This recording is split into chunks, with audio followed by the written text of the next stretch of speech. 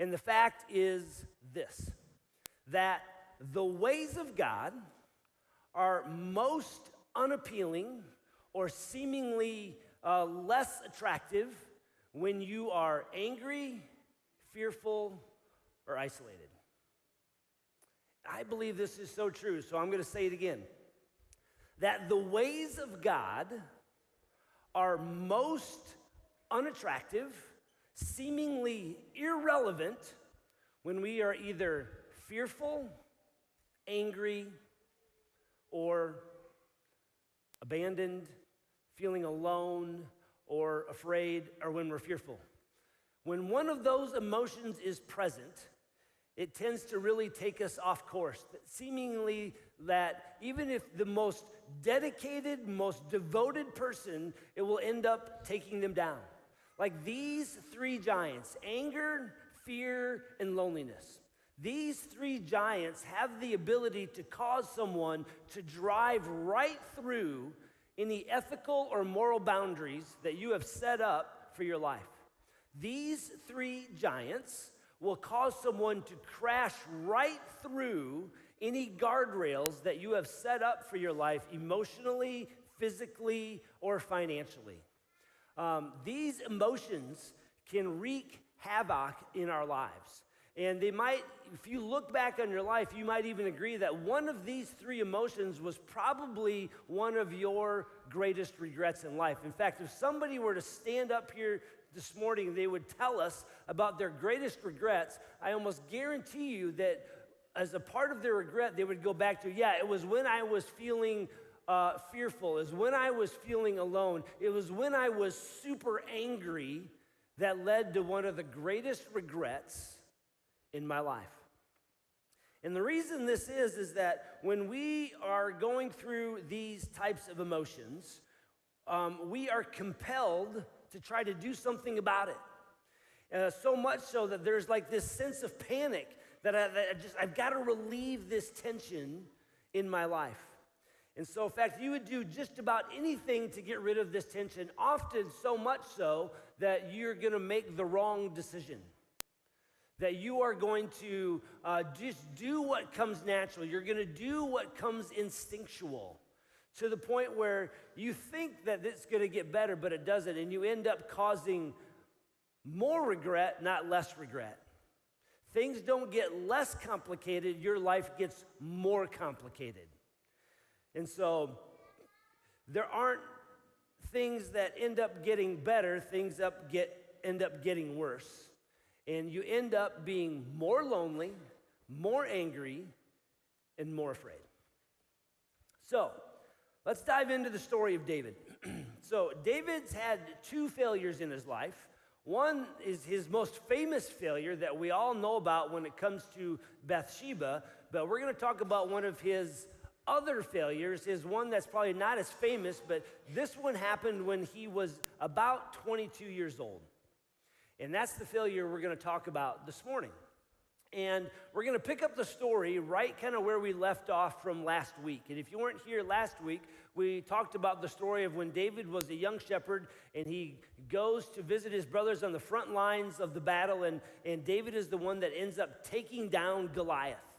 And because David is the one that ends up defeating Goliath, he becomes the most popular man in all of the nation. People are writing songs about him, and he ends up becoming a legend. And so King Saul, who was Israel's very first king, really kind of takes note of this young and upcoming man, David, and he sees that the potential and the influence and the power that he begins to have amongst the people of Israel. And so Saul, kind of being this paranoid guy, kind of this insecure guy, says, you know what, I need to keep tabs on this guy, David. And I need to do what I can to kind of control what's going on with him and the influence that he's having on the people of this nation. And so he kind of invites David to marry one of his daughters. And David says, no, like, man, I mean, who am I? Like you're the king. I come from this humble family. Like, I can't marry your daughter. And so at this point, Saul was giving David his older daughter in marriage. And David kind of said, no, like, I can't do that. But eventually, David ends up falling in love with one of King Saul's younger daughters, Michal. And so they end up getting married. And shortly after they get married, David also becomes best friends with King Saul's son, Jonathan. And so time goes by, and Saul begins to see that David's influence just keeps growing, and he begins to doubt the fact that it was a good idea to bring David into the family. And as David's influence and relationship with the people in the nation continues to grow, Saul just continues to become more and more jealous of David. Well, time goes by, about 7 years, and David is like in King Saul's favor, and then he's out of King Saul's favor. He's in Saul's favor, and then he's out of Saul's favor. It's like this huge dramatic roller coaster that they're on in their relationship. But one day, King Saul makes this emotional decision, like, man, I just need to get rid of this guy. And so he goes, I'm not going to do it. What I'm going to do is I'm going to let the Philistines do it. So he kept sending David out on what he thought were these impossible military missions in hopes that David would die on the front lines. But every time he sent them out, David would come back alive and successful, and his popularity just continued to grow and to grow. And so the tension begins to mount and to mount between him and King Saul. Finally, it all kind of comes to a head. And so it was typical for them to gather together as a family around the supper table. But for a few months now, David hadn't been showing up to supper. And he kept going to Jonathan and going, Jonathan, hey, like, what's going on with David? Like, where is he? And Jonathan would always cover for David, and he would say, like, well, he had this going on, or he had this appointment, or he's over here, he's over there, and he would always cover for him. But this particular night, King Saul just loses it on the family. And we're going to pick up the story in 1 Samuel 20, verse 30. But before we do, I just want to give you a little heads up that as we get into this verse and into this story, it's one of these verses that's one of these stories that makes you kind of think twice about giving a young child a Bible. Okay, but let's dive in. Anyway, 1 Samuel 20, verse 30 through 31, it says this. Saul's anger flared up at Jonathan, you son of a perverse and rebellious woman. It's pretty strong language to be speaking about your wife at the supper table, right? You're just kind of hoping that this perverse and rebellious woman isn't at the table. The son of a perverse and rebellious woman, don't I know that you have sided with the son of Jesse? And so Saul's like I've had it with you. Like every single person around this table, like I know that you have all sided with this shepherd boy. You're all against me. Don't I know that you've all sided with the son of Jesse to your own shame and to the shame of the mother who bore you? As long as this son of Jesse lives on this earth, neither you nor your kingdom, which this is the real issue. Right? Because Saul sees David gaining in popularity. He's beginning to understand that this guy's probably going to vie for the throne.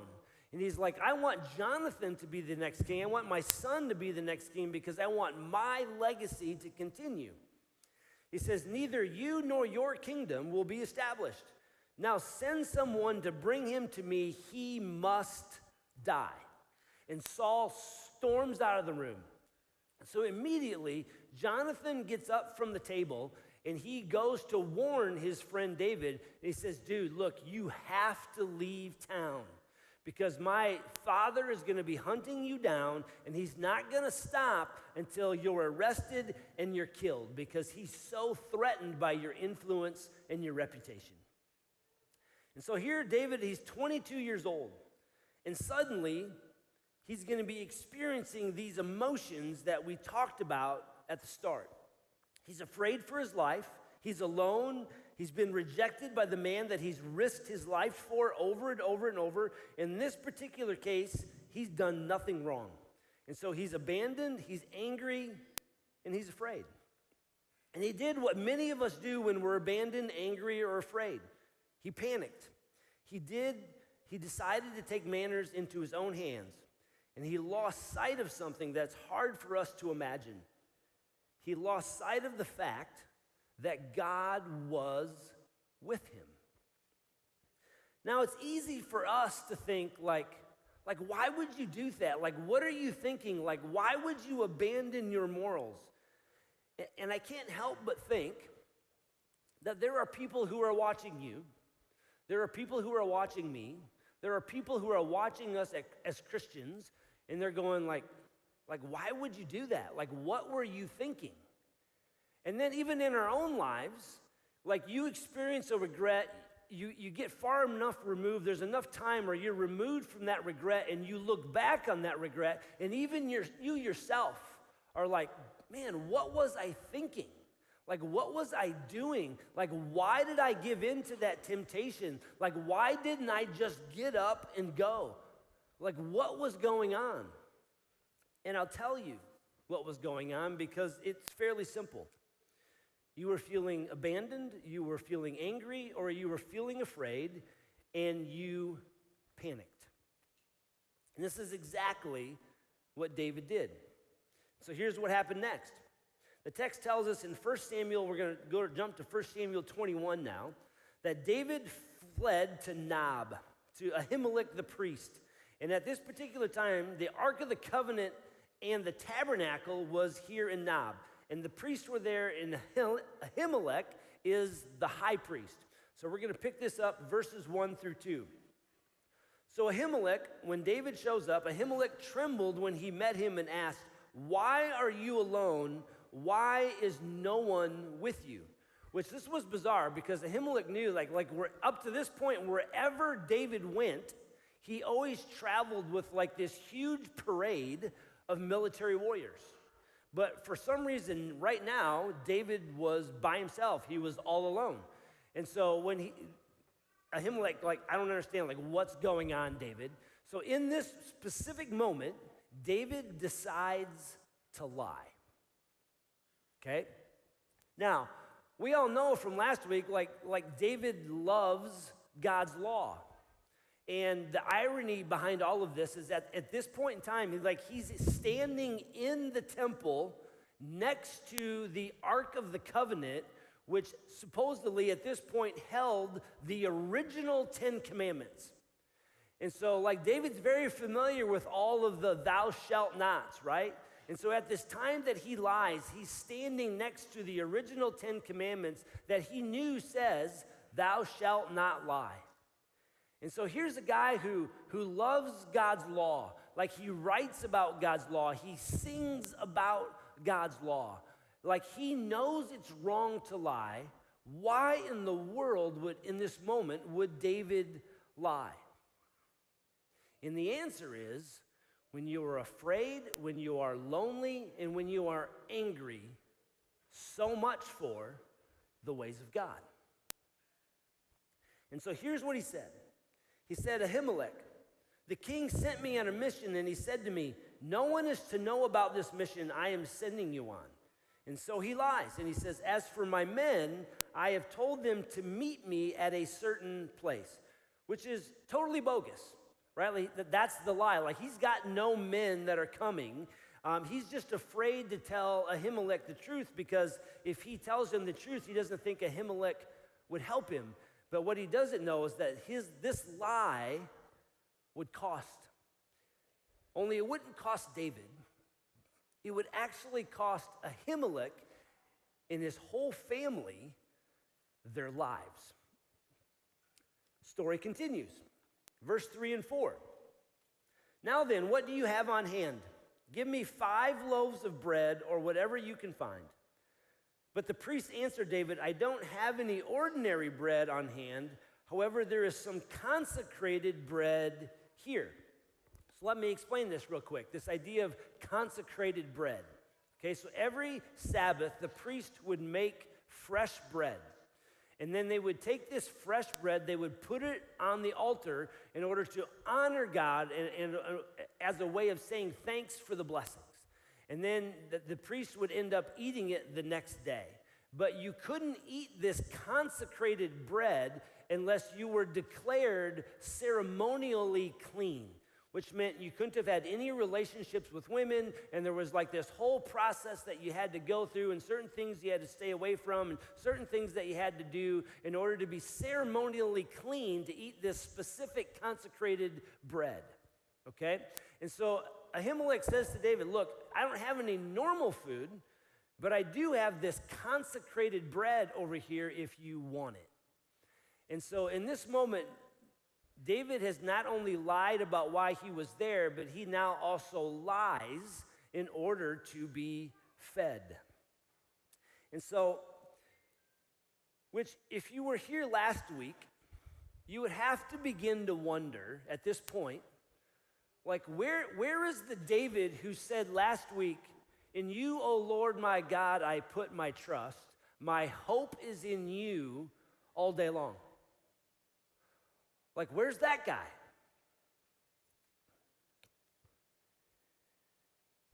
And then the story gets crazy. So there is so much drama that's going to be coming up. It's so much drama that I hope that you actually take notice of what's going to happen in this story. And I hope that you're listening. And I hope that God speaks to you personally about what happens in this story, that you can see it. Because this is something that's typically easy to see in someone else, but it's hard to see it in ourselves. Verse 8, David asked Ahimelech, do you have a spear or a sword? So at this point, this is where Ahimelech really begins to stand up and take notice, like something's really wrong. Because you are like the greatest warrior in this whole nation, and you are here traveling without a weapon? Like, this makes zero sense. Like, David, what is going on? David says, do you have a spear or a sword? I haven't brought my sword or any other weapon because the king's mission was so urgent. So here's where something profound happens. This is where like the dramatic music starts playing in the background. Here is where the irony begins. This is no coincidence, you guys. David is virtually transported back in time to the very event that God used to make him famous. This is the wake-up call moment. This is the, oh my gosh, what am I thinking? What the heck am I doing? This is the moment when David's eyes should have been opened. He was asking for a sword, and check this out. The priest replied, the sword of Goliath, the Philistine whom you killed 7 years ago in the valley of Elah, is here. So you can imagine the drama, you can imagine the tension, you can imagine the memories come flooding back. David's like, man, I need a weapon. And Ahimelech comes out and says, well, the only weapon I have available is Goliath's sword, the one that you used to behead him. And so the Bible tells us actually, like when David defeated Goliath and he took Goliath's sword and beheaded him, David kept the sword as a souvenir. And he kept it in his tent.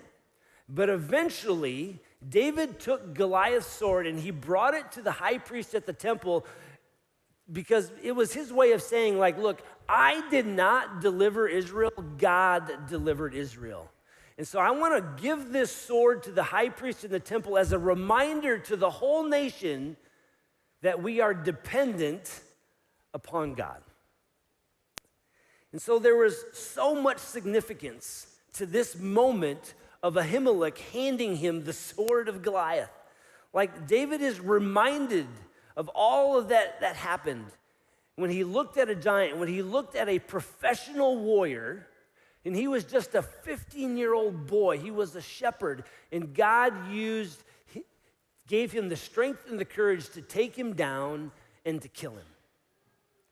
So where is this 15-year-old boy who ran towards danger then, and now he's running away from it? What happened to that famous poet who wrote these words? I will fear no evil, for thou art with me. Like, where's that guy? Where's that faith? Where's that confidence? And the answer is fear, anger, loneliness. Ever experienced one of those emotions yourself? These three giants have the potential to cause all of us to forget the defeated giants in our past. These three giants have the potential to undermine our faith in God based on what God has done in the past.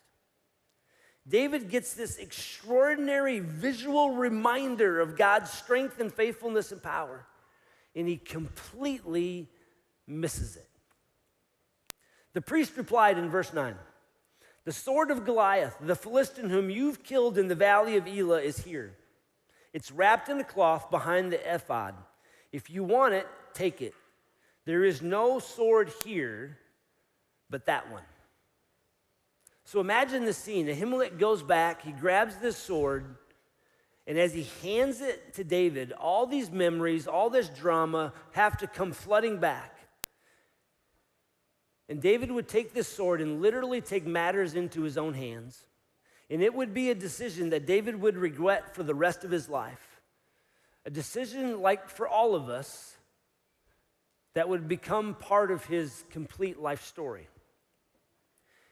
And David said, give it to me. There is none like it.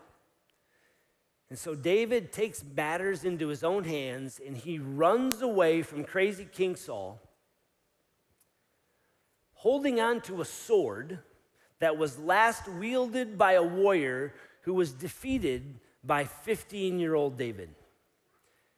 Like he should have seen it. He should have remembered. But instead, we're about to see a disastrous outcome.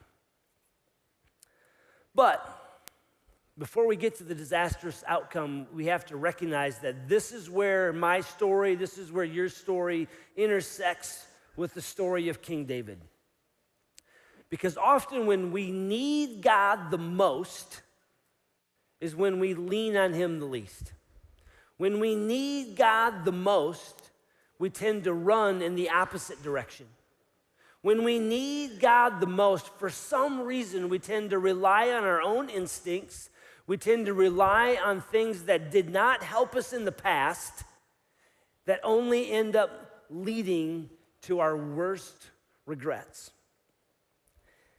And it's so interesting because as we go through all of this struggle, other people can see this so clearly in our lives. Other friends can see this so clearly in our lives. And they're already thinking, like, what are you doing? Like, what are you thinking? Like, why would you do that?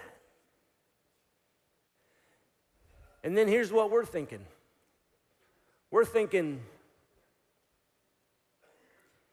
my situation's different. You don't understand. And it becomes really hard for us to see this for ourselves in the mirror.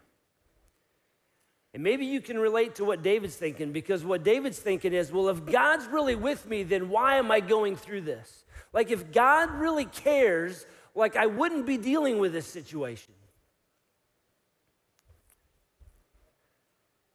And I don't know if you're like me at all or not, but you become a Christian long enough, and maybe you can relate to this too, but you begin to realize that it's easy to trust in God when you have little to trust him with or little to trust him for. It's easy to trust God when you're young. Like, it's easy to go, okay, God, I'm going to give you my whole life. I just want to do your will for my life. Like, I'm all in.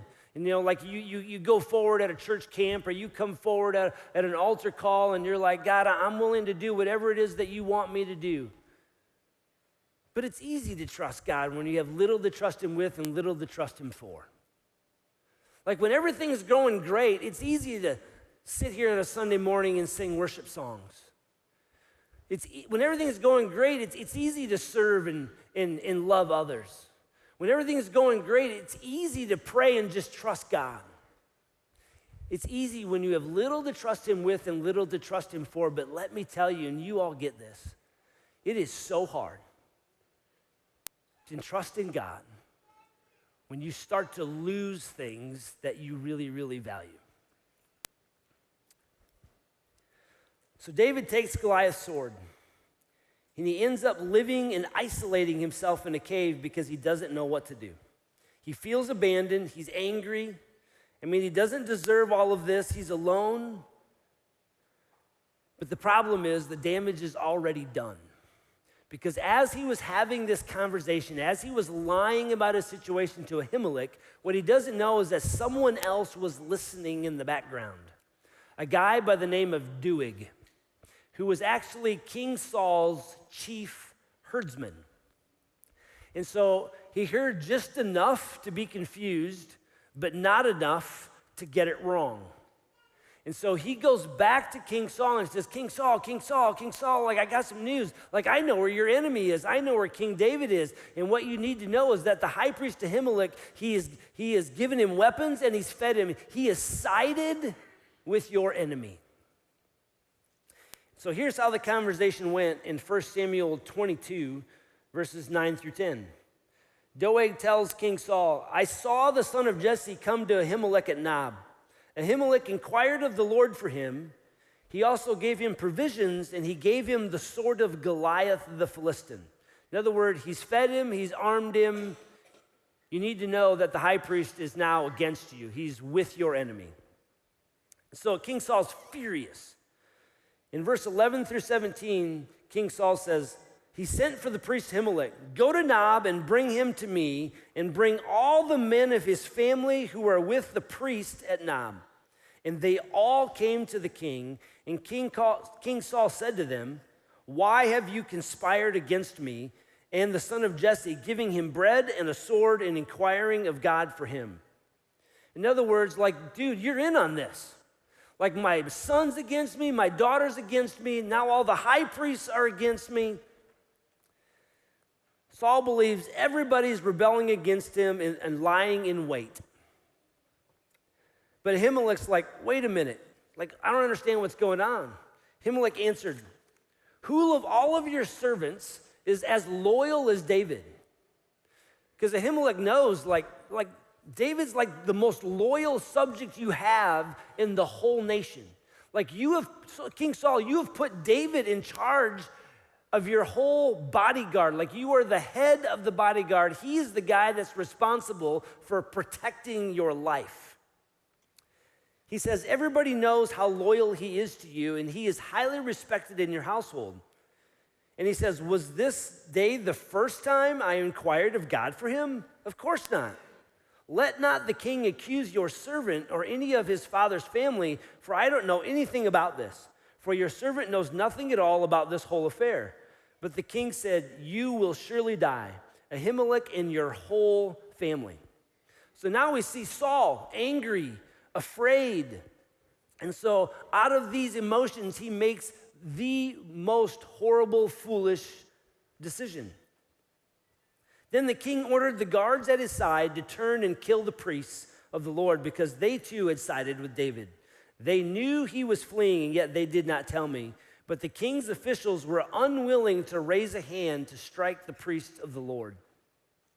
So Doeg sees this as his opportunity to get in good with King Saul. And so since they wouldn't do it, he says, look, I'll do it.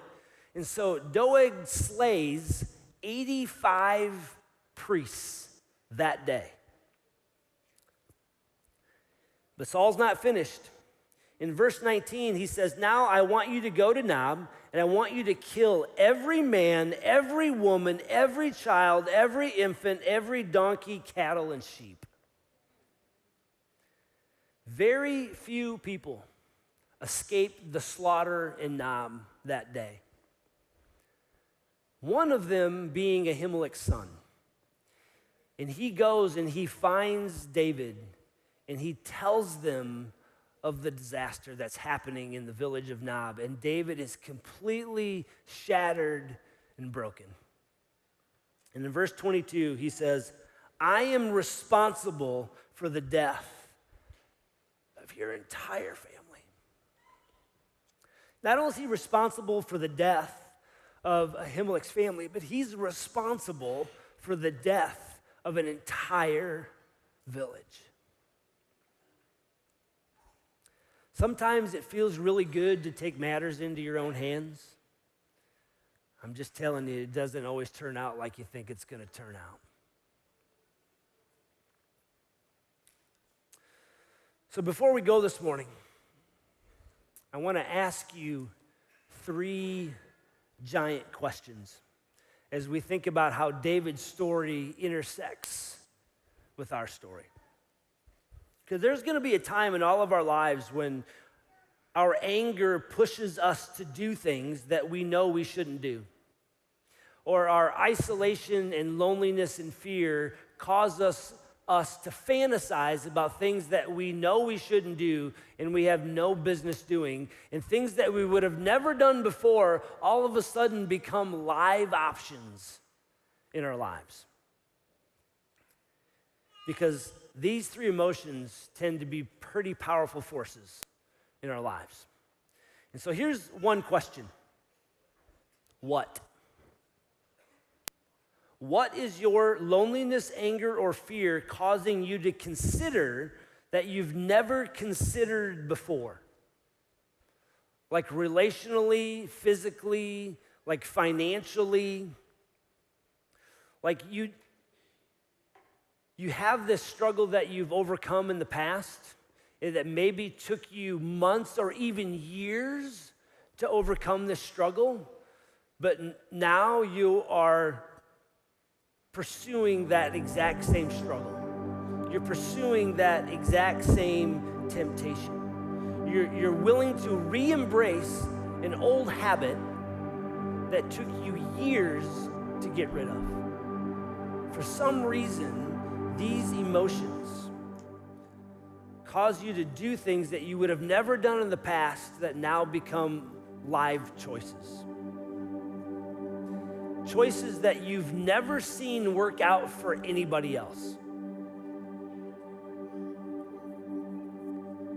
How about this question?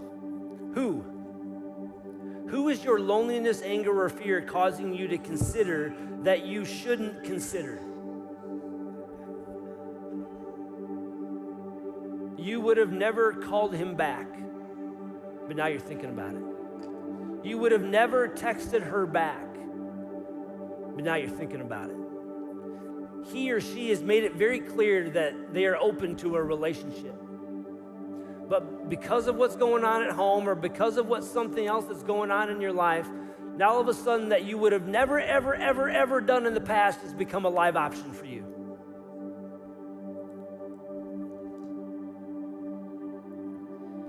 And you know you have no business going there. So here's the wake-up call question. This is a question that David completely missed, and we kind of get it. He was 22 years old, and he was by himself. But this is a wake-up question that I hope will be your wake-up question. Who? Who again? Who besides you do your considerations put at risk? Who besides you do your considerations put at risk? And I know the answer to that question, so I'm going to tell you. All the people that you know and love, and all the people that know and love you. Who else are you going to put at risk? Whose future hangs in the balance because of your personal decision to give in to an impulse caused by anger, isolation, or fear? One last one. What advice? It's so easy to see it in somebody else. What advice would you give to yourself? What would you tell yourself? Now, the interesting thing is, the answer to this question we already know, because David tells us. And this doesn't come from 22-year-old David. This comes from older, wiser, 16-year-old King David, because he would later journal this for us in Psalm 9, verses 9 through 10. And he would say this: "The Lord is a refuge for the oppressed." The Lord is a refuge for the oppressed. not a drug, not alcohol, not an affair, not shopping, not something else that you can think of. The Lord is a refuge for the oppressed. The Lord is a refuge for the oppressed, a stronghold in times of trouble. Now, a stronghold is a word that we don't typically understand because we don't use it a lot now, but what you have to understand is that a stronghold in the Old Testament time was a place that you could run to high in the mountains. Like if the battle was going poorly or you were in trouble, it was a place that you could run to and hide and be safe. The Lord needs to be your stronghold in times of trouble. It's your relationship with Him that you need to run to in times of trouble. David would tell us, I took refuge in my ability to control outcomes, and the outcome was a disaster. He would write, those who know your name trust in you, for you, O Lord, have never forsaken those who seek you. I thought I was forsaken. That's what David thought. But he knew he was forsaken. He was mistaken. David thought, like, I wouldn't be going through this if God was really with me. David thought he was forsaken, but he was mistaken. And he would tell you and me today, don't make that same mistake. And then 1,000 years later, David's most famous descendant, Jesus, would stand before a group of 12 guys who were feeling angry, isolated, and afraid. And he would say, come to me.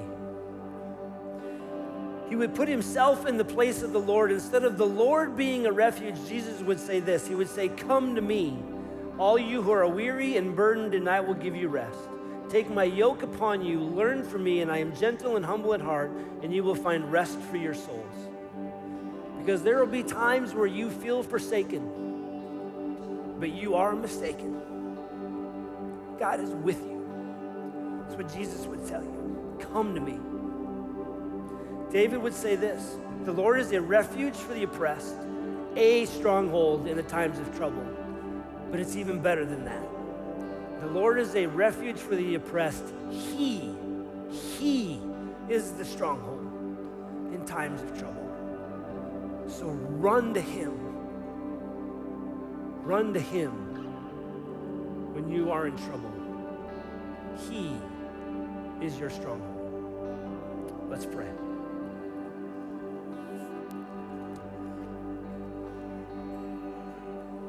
God, I pray that in the midst of trouble, in the midst of anger, fear, abandonment, isolation, fear, Lord, that we would run to you, that you would be our refuge, that you would be our strength, that you would be our stronghold. Lord, that we would not rely on our own instincts, that we would simply turn to you, run to you, and trust you. Because you and you alone are bigger, better, and stronger than anything that we are going through. Lord, I thank you that you are with us wherever we go, and that you promise to be a refuge, to be a stronghold in the times we're feeling oppressed, angry, fearful, alone. Lord, I just think about all the poor decisions that were made in these emotions and all the people that are affected. Lord, may we not rely on our emotions, Lord, but may we rely on the truth and the wisdom of your word.